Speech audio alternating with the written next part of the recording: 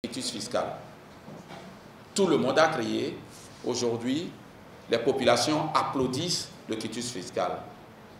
Je n'ai pas le chiffre exact. On m'a soufflé que ça fait déjà près de 3 milliards que les hommes politiques, à l'occasion de ces élections, ont versé dans les caisses du Trésor public. L'autre chose, c'est la caution. Elle paraît exorbitante. Mais nous voulons régler un problème. On a demandé aux députés d'avoir payé 3 millions, députés titulaires et suppléants. Quand vous prenez 3 millions, c'est les indemnités d'un député, 1 mois et demi d'indemnité. Qu'on lui dit de payer pour lui et pour son suppléant. Et ces sous-là, c'est à rembourser. Ce n'est qu'une caution, c'est à rembourser. Ma conviction propre, c'est que lorsque nous parviendrons dans les prochaines années à assainir le paysage politique, ça ne serait plus nécessaire. C'est ma conviction propre. Le navire va tanguer, mais ira à bon port.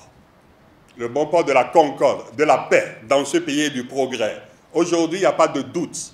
Notre pays est classé 3e parmi les pays de l'UEMOA. Il n'y a que la Côte d'Ivoire, le Sénégal, devant nous. On a surclassé le Burkina Faso. C'est quelqu'un qui l'a fait. J'ai entendu des instances complètement indépendantes dire que notre taux de croissance aujourd'hui est enviable par la plupart des pays africains. Quand le bien se construit, on y participe, on ne complote pas. Nous devons tout faire pour préserver la paix, dans l'amitié et la concorde. Et comme a dit l'honorable, la loi va triompher. Ce sera la loi et rien que la loi.